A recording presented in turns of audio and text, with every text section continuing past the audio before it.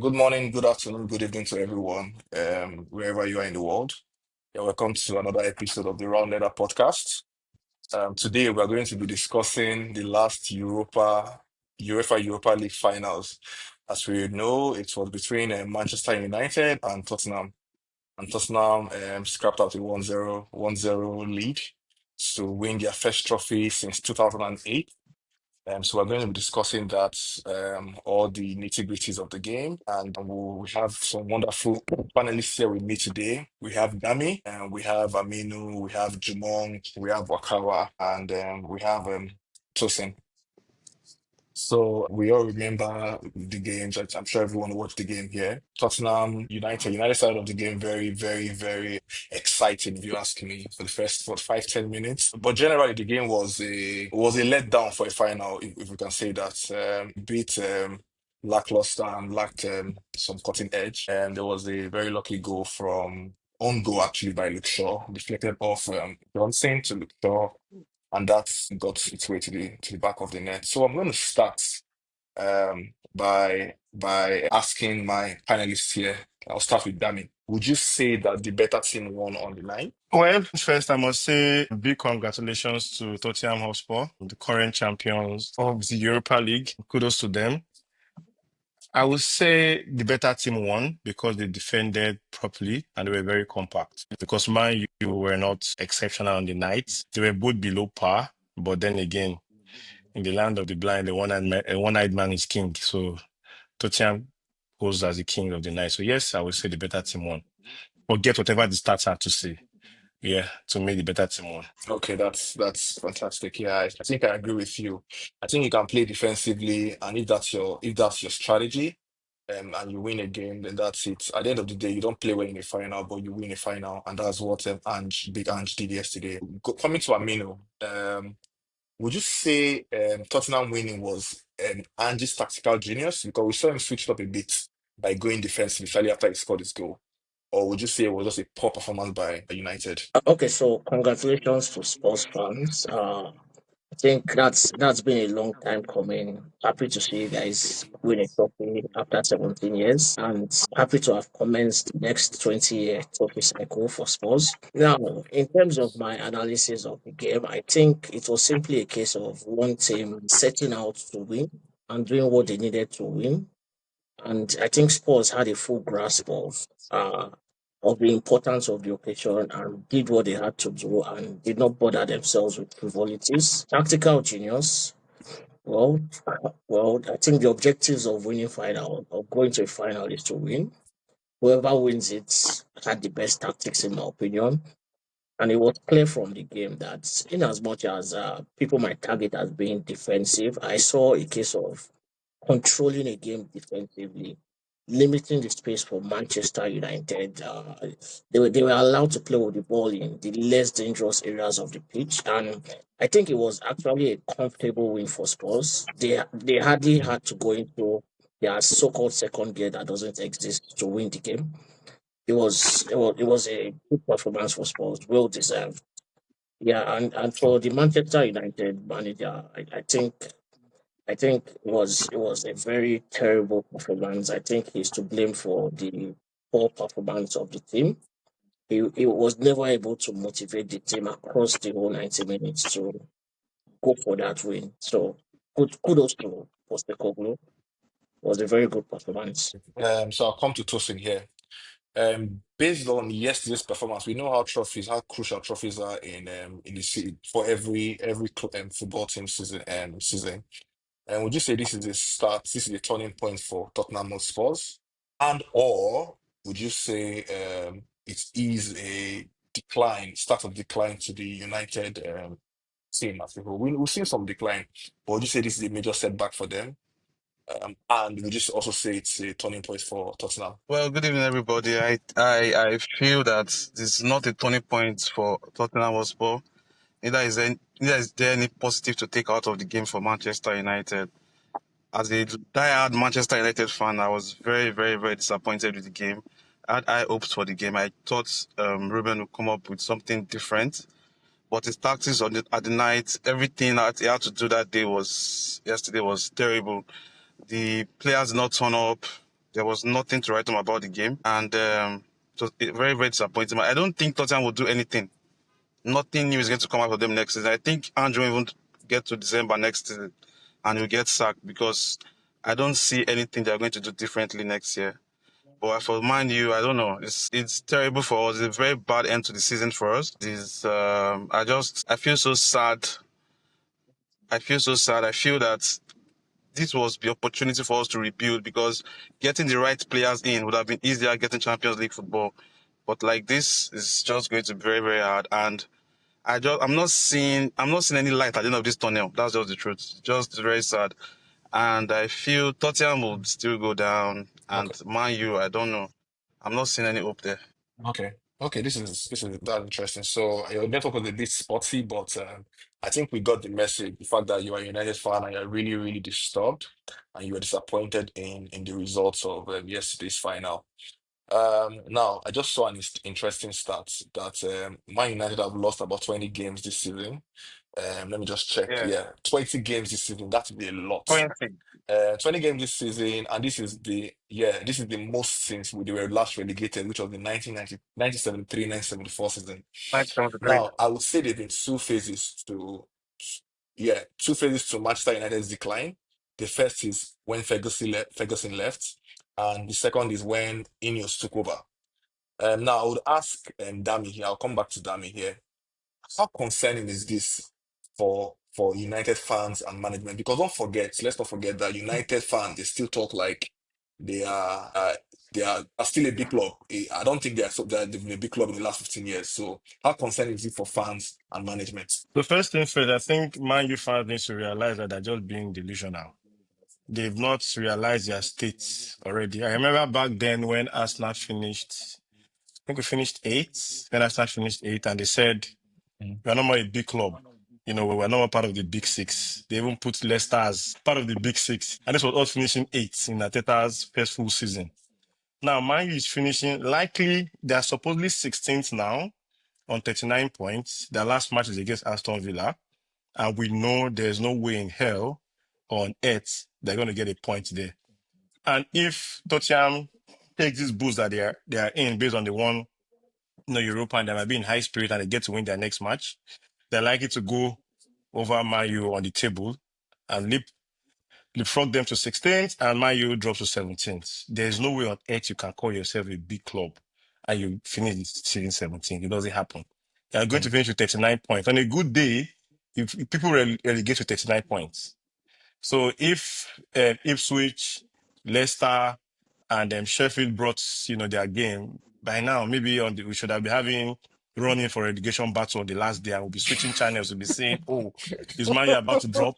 Or I know how the log used to change, and they would have dropped to 18th, back to 17th, and it would be very interesting. Just because the likes of Leicester, Mr. Ray went there to go and to ensure Man U does not relegate, so you have to ensure Yeah. Leicester kept on losing to give Man U the hope to stay up. It's a small club, last I've checked. Mm. The illusions that they were having were going to be able to drag guys like Gyökeres, sign Rodrigo from Real Madrid. Come on, man. And that club, nothing's going to change in the next 3 years. It's only going to get worse. Yeah. Maybe worst case, they're mid-table next year again. So who will want to play for Manchester United? Who wants to support them? Apart from the fans that are a little bit deluded at this point in time. Because, they've just been supporting the club for a long time and they cannot just leave. They're a small club. That's all they're going to be till anything changes. They have to just bring back Feggy. That's the only thing. That's the only time I can see anything changing because it's broken into. They've spent all they can spend. They've changed managers like we're changing dresses. So nothing's gonna change. I don't see that I don't see that fortunes changing anytime soon. They even got into Europa through the back door. They were not meant to be there in the first place. They did not work their way there. That a lucky final, one Man City, they got into Europa, and now we've seen the big embarrassment that they add to the footballing world. So I don't think they're a big club, at least not for now. They have to go and work their way up again. And I hope maybe sooner than later they can become like an Aston Villa or a Newcastle if they get the outright. Okay, fair enough. I'll come to Jumong here. Is it okay So for me to we share my we thoughts on this also? we remember the sorry, let me come to Jumong here. We remember Ange's famous famous quote or term. I'm going to paraphrase it because I can't remember the exact phrase he used, but it goes in the line of, "I usually win things, but in my second season, and guess what? He has delivered." So now my question is, should Ange be under pressure? Because when he was under pressure before now, should he still be under pressure? And if you were Ange, would you continue with this Tottenham job, or would you quit at this point in time? Okay. For me, I've known Angie for the last, if I can recall, since 20. So sorry, before just to add Uyi to your context, he said, I don't usually win things. I always win things. When the reporter was asking Yes, him, he had to emphasize that not the matter I don't that usually. It is, was so firm. Yeah, yeah, that he exactly. always wins things. So that's exactly what he said. Yeah. I've known Angie since 20. Let me say 2023, because I think he joined Celtic 2022 when he left New York Jet, Jumong, Newcastle Jet. sorry, pivot your camera a bit. You have to Um, look like this to see you. all right. I said when he left Newcastle Jets of Australia, that should be 2021, and Yeah. came to Scotland. I followed NG, but I think at Newcastle Jets, he didn't win anything the first season. Second season he did, third he did. Now he left for Celtic. The very first season he came, Gerrard won. I think Gerrard won the league, the Scottish League. Gerrard won the Scottish League with Rangers. So the second season he won. Maybe that quote came from there. When someone has done something twice in a row, I think the person has the upper hand to say, I can actually do this thing. So at first, when they finished fifth last season, Angie in particular was talking about playing when they played Chelsea. He actually played high line. He said that he always loved attacking rather than defending. So that one aside, this second season, if someone had told me that Tottenham would have gotten to the finals, I wouldn't have believed. But the moment they defeated Bodo Glimt home and away, sorry, the moment they defeated Frankfurt away, that was the time I knew this man is in a serious business. So on the final day, when they asked him Yeah. that particular question, he said, I always win something in my second season. People thought he was joking. Now, yesterday, to be honest, yesterday's game, I didn't see NG there because he played totally against his philosophy.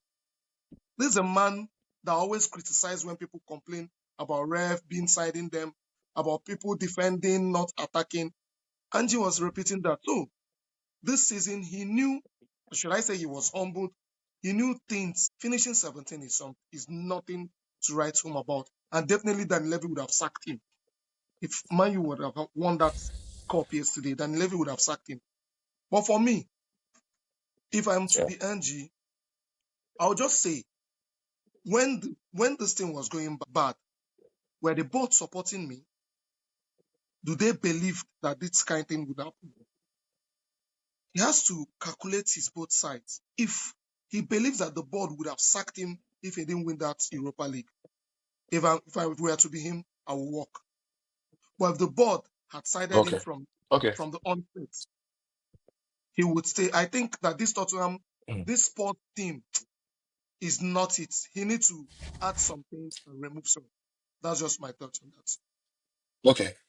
Okay. Thank you very much for your thoughts, Jumong. That was yeah, I agree with what you said actually. If the board were going to sack him in the first place, then you would just take it. I think if I was the one, I would probably take a leave, irrespective of whatever the board was going to Of do, course.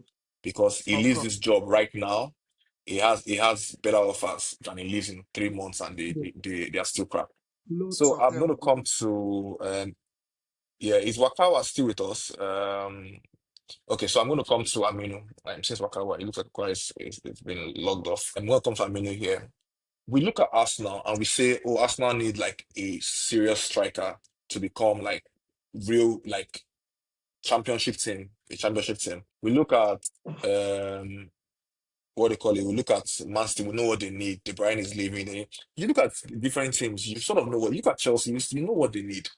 Experience. So you can actually say this is one or two things that these clubs need. Now, what do you think Tottenham need to actually at least be in the conversation going forward? Cool. So thanks for that. So I think that assertion that Arsenal is a striker away from being a championship team is far-fetched. I think they have a long way to go before they can even be in that conversation. And I think all they need to do is just look at the other side of North London to get a feel of winning trophies on the big stage for starters before they think about championships. Now, for Spurs, I think yeah, kudos to them. They won a trophy yesterday, but it doesn't suddenly mean that the actual circumstances of that team has changed. They will always be Spurs. It's just a sports team that has won a trophy, playing against arguably one of the worst teams to grace a Europa League final, which is not which is a very difficult thing. Yeah, but that was what happened yesterday. Now, for Spurs, I think for starters, they need to set realistic expectations for themselves as a team. They're in the Champions League. They definitely cannot win it. Plan well, have a good run to the quarterfinals. Focus on the league. Try to get into the top four, top five. Win a Carabao Cup along the line. That's what they did. Blood in some really good young players. I think they just need to be realistic about where they are, who they are, and what they can achieve as a team. In terms of the manager, yeah, I think they should stick to the manager. Their sports, they should be gracious to a manager that could win them a trophy after a barren 17 years. Yeah, they, I think over the years they've always had this delusion that they are the level of the big teams, but they've always been Spurs. They shouldn't. Their level has been wearing a Real Madrid cap lately, but I think I think Angie has helped bring them down to earth, funny enough, and has won a trophy while doing that. Yeah, yeah, but it's about Spurs being realistic about what they can do. Yeah, and Okay. working towards that. All Yeah. right. So we've spoken a lot about Spurs and Ange in the last 10-15 minutes. So let's move on to the next big elephant in the room. Not big figurative, not big literally, but big figuratively. Amorim. He said, has insinuated so many times that his system is a system and all of that. Now my question is he just being stubborn? Or should a good coach, and this question is for Dami, by the way, or should a good coach have the ability to adapt and make do with the players you have? Let's not get it twisted. I do not think everybody in United all the players in United are bad players. I think there are some good players there. So what do you think? Do you think all the players are just bad, the system is bad, everything about United is so bad that no manager would come in, even a Pep or a Jose or whatever will come in and it just won't click? Or is Amorim just stubborn and stuck in his ways? You're I'm muted, stuck in his Damien. ways. Okay. Uh, Sorry, damage. Let me unmute myself. Yeah, we can hear you now. Okay, fantastic. So I think to make adjustments. If it's not working, try something new. And I also don't think he has like bad players. The players he have are the same players that won FA Cup last season, beating Manchester City that were Premier League champions and were flying. They're the same guys that finished eighth last season. When he took over, I think they were like eighth. They were feeling around 7, 8, 9th in the league. And he took them down to 16 and they're likely to end in 17th, all things being equal. So, and he had the same players. If you look at the players that left Man U, and most of the players that leave Man U, most times they go out to flourish. McTominay, for example, I think he has scored 7 or 8 league goals in Napoli today. Rashford started, looking more lively when he went to Aston Villa. He's not as if it was very exceptional. They became a little bit more lively. So it shows that these players are not all that bad, but for some weird reasons, sometimes man, you just feel these players are not good enough. But the same players that are not good enough, they go out and they are more decent. He made us feel like Yeah. Rashford was the problem of the team. Yeah, and he stressed it that, like Rashford was the worst human being we ever have in the team. And now look at the same Rashford. Like I said, he's not all that exceptional, but he's not as bad as, they were trying to scapegoat him. At the same time, I think he plays 3-4-2-1. If it's not working, and you think you don't have the right players to carry out your formation, make adjustments. And let you see if it's gonna work. There's nothing wrong in making switching during the game. I say, okay, let me start with 3-4-2-1. Maybe more later, second half, we switch to 4-4-2 or 4-3. You see other coaches they try it, and they try to adapt. To the strength of the team that they have. I think Conte did it that season where he won his league when Arsenal beat Chelsea Chelsea. 3-0 at the Emirates. Yeah, Yeah, first then I leg, think it was first after first that game half, he switched exactly. up. And first Yeah. half. And I was like, this is not working. And he made the adjustment and they ended up winning the league that season. Same thing. He has great players. I won't say great. He has good players. Some Decent players, decent, yeah. to a good extent. Exactly. Decent. So I think those players should not be exactly where they're finding themselves right now. The position they are on the table does not reflect the kind of players they have. The performance they put up yesterday does not also reflect the kind of players that they have on the field. So regardless of, it's just more of how he manages his team, not managing his team well. That's what I can say. He can do better.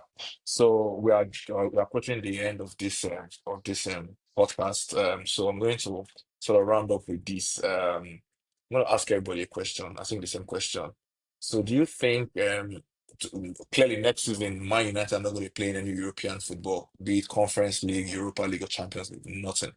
So do you think this gives, if Amorim is still in the job, of course, do you think he gives him enough time for to rebuild, considering the fact that he wouldn't have midweek games to worry about. He has to just focus on the Premier League and domestic competition.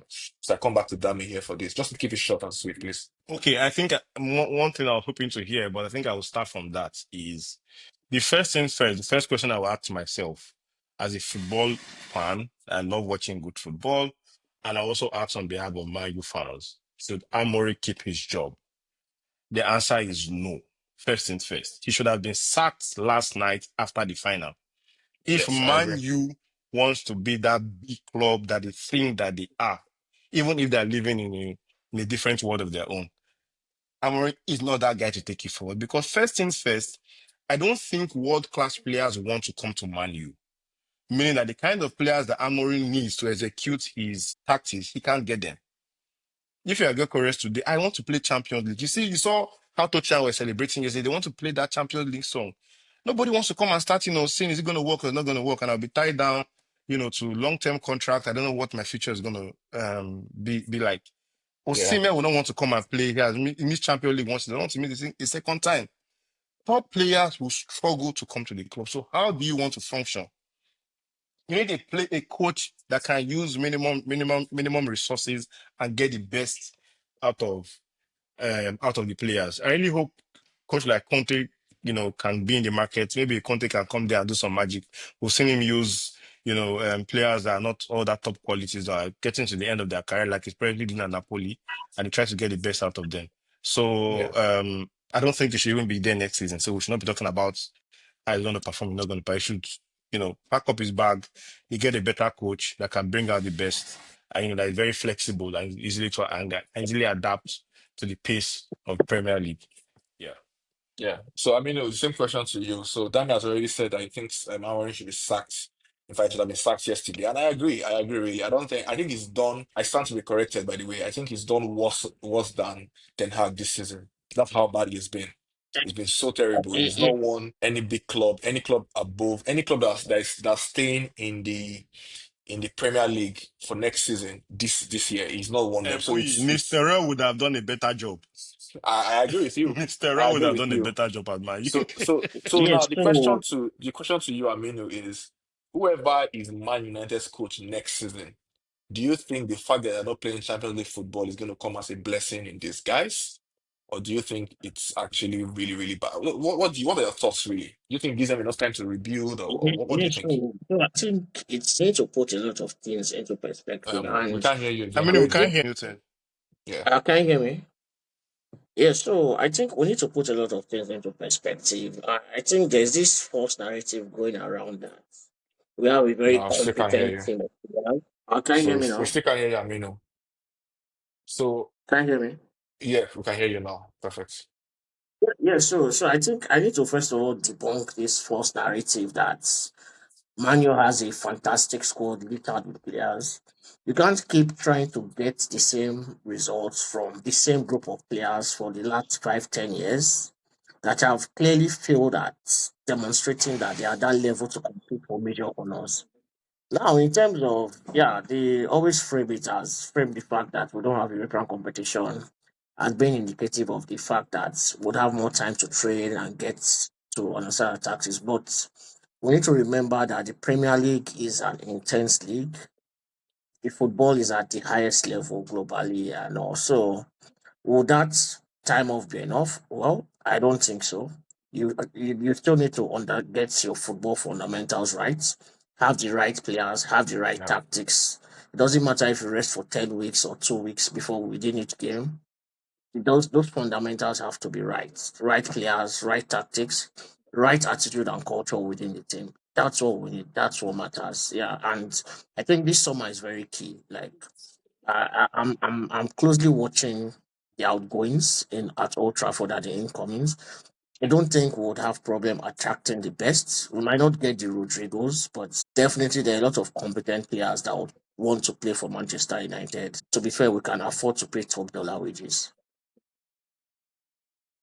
Okay. So, Jumong, Just, the same just, question just, goes to just you to too. add to that, I just wanted to add that Konya is one of the best attackers in the league, and he's coming to Manchester United. Okay, thank you. Okay, that's okay. I can see. I can. Unfortunately, he thought Manchester United were going to win the Champions League when he decided to come. That's why Man What? U quickly snapped him up before this the, final. the When Europa League. Amorim promised him, "Don't worry, you're going to play champion." Now, sorry, we thought we were going to win the Europa League and we are going to play Champions League They've next Proves lost. season. otherwise. That's why. But now reality has set in. If I'm Cunha, I think I will be making a U-turn based on what And I've seen because no Cunha can save that club. yes, just to add to that, before Jumong comes in here, and just to add to that, I see a lot of times where United fans get excited about players prematurely, if you ask me. Hoyland, I think Chelsea signed Jackson for 30 million. The same profile of players, if you ask me. Mhm. United signed Hoyland because his name sounds like Haaland for 75 million or whatever it is. He's And he coming has and he has the Nordic and face. He he's says coming and Scandinavian blood. exactly. He's coming and Cucurella has more goals and assists than him this season. That is ridiculous. So about Cunha, Cunha is a Shambles. fantastic player. I think he's a good player, but we don't know if he can perform at the highest level, and that is where United should be performing. So let's wait and see. Let's give it 2, 3, 4 months and see what Cunha does in United. Cunha is a Before hot head. In the I first mean, match, you he can bought, get red card. He missing the next yeah. three I mean, matches. you bought Mason And Mount. everything goes down again the drain. Yeah, you bought Mason Mount, who was performing for Chelsea, and he's been at United for what, 2 years and nothing to show for. So just, I think you should just take a back seat a bit. Let's see what Cunha does before we start hyping They, him they up. get they get too excited for nothing. These Manchester United fans are Jesus Christ. Man, Okay, they're so living their own world. so let's take it easy on Aminu. Jumong, same question for you. Do you think the fact that they're not playing Champions League football next season, let's keep it quick, very quick, please. Do you think it No, helps I them didn't know. or it I hurts didn't them? get. I, Okay, so the fact that United are not going to play Champions League football next season, do you think it helps their season with respect to challenging for title for the Premier League and potentially other domestic cups? honestly, I always laugh out loud whenever a United fan says that maybe this our not winning this thing will make us concentrate. Next season will even be worse than this season. Honestly speaking, the best thing they should do is just let go of Amorim. That man, he's very very very stubborn. A man that doesn't change his philosophy. You see that this thing is not working. It is not working. Try a new thing. But he's just stubborn like Maresca. Maresca is just lucky that his own is even trying it. He's just stubborn as Maresca. Maresca that can't in his life play Enzo as number 10. But let me just leave that one aside. So Manchester United thinking that them losing out on this will make their season next season be an exciting one. To be honest, Man, you won't still finish top 4 next season. With the way they were playing yesterday and the way they played all through this season. It doesn't just happen overnight. I can remember when Arsenal was in transition. It took them over almost Yeah. 5 years. They are still in So Man U need transition. to come out. Yes, I think Man U need Exactly. to whip a lot of people out. I'm just laughing when Amino was being excited about Martin's Kuna. Kuna could get red card the first match, just like one Felix did when he came to Chelsea. I swear, don't be too sure. He thought you guys were going to the Champions League, but actually declined that particular thing and decided not to come to United anymore. So you never can tell. For me, United will still finish top 5 next season. It's in doubt. Thank you. Okay, thank you. So just to wrap it up, guys, we've come to the end of the podcast, but I'll just ask a question. Please, let's keep this less than 15 seconds per person. With respect to this season, considering the fact that United and Tottenham were the at the last, they hold the least position in the Premier League aside the clubs that were relegated, and they were the two clubs that made it to the Europa League finals. Do you think it's laughable? Is it actually funny, or does that just tell us that the UEFA Europa League is probably not standard enough when you compare it to like the Champions League and the other cups, or even the FA Cup, if you ask me? So, Dami. Well, yes, I don't think it is prestigious competition anymore. When Europa League used to have his whole flair and prestige when clubs from Champions League were allowed to participate once you Yeah, drop off, yeah, based on your position in your group. But now that is specifically for those that, are not good enough for the Champions League. That is why that competition is there. There's a reason why they're the second tier. It's like the championship in the in the so they yeah. are not allowed, they cannot even have that interaction with the big boys anymore to be able to learn a thing or two from them. So that is just a competition for the losers. We saw Yeah. two losers that were literally losers yesterday play like losers, where you just allow the best loser got to, I won't say the best loser won, but the best loser did not lose as much as the inferior loser. So I would prefer, I don't like, it is all or nothing. Either we are getting what we're meant to get or we don't get anything at all. So Yeah. anybody that is we're participating in Europa League or Conference League, come on, man. I don't like anything that has to do with failure or shows that we're not good enough. So Okay. that's the competition for people that are not good enough. And it doesn't have its flair or anything to show for it. Okay. We saw Thank the you. I boy was mean, like police college ball. Oh, Yeah, balls yeah, flying left so and okay, right, Dami. like we're playing in our backyard. We couldn't see, nobody yeah, could string three or four passes throughout the whole yeah, match. so So for All right. me, it was like Sunday league football. Come Okay, on, man. Dami, Let's not do Dami, yeah, this. Dami, so Dami is enough. yeah, thanks, Dami. Okay, So Aminu. for So me, what do you it's think? very Yeah. it's very simple. It's two things. It's a testament to the strength of the Premier League.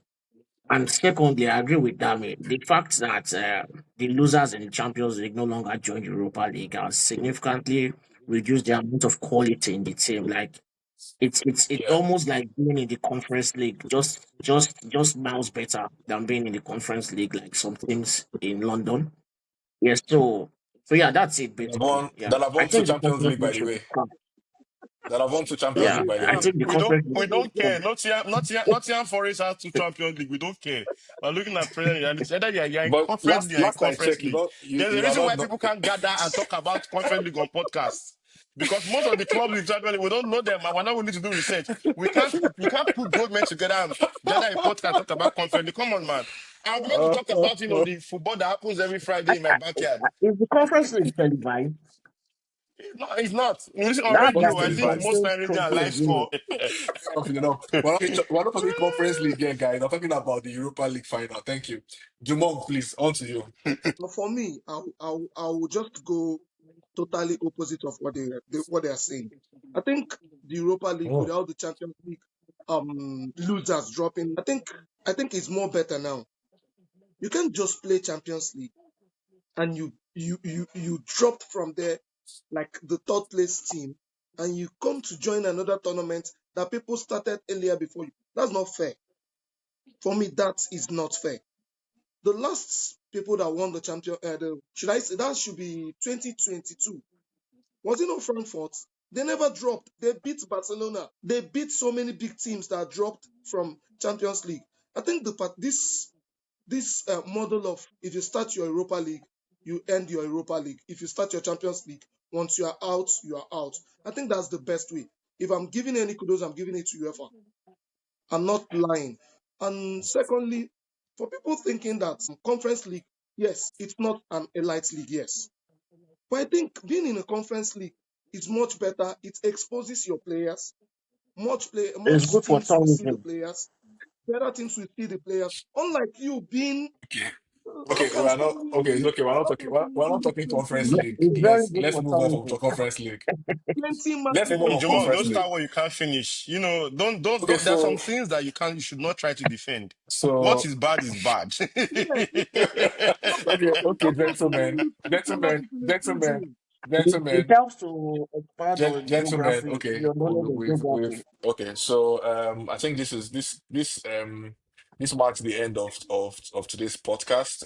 Thank you, gentlemen. Thank you, Dami. Thank you, Jamal, and thank you, Aminu, for being amazing panelists. It was quite interesting to see us banter again today. We would We will be back again next week to cover the finale of the English Premier League. We'll see who made it to the Champions League and who missed out. So keep your eyes peeled. Follow our socials at Round Leather on Instagram and follow our YouTube. Keep like this video and subscribe. Thank you very much.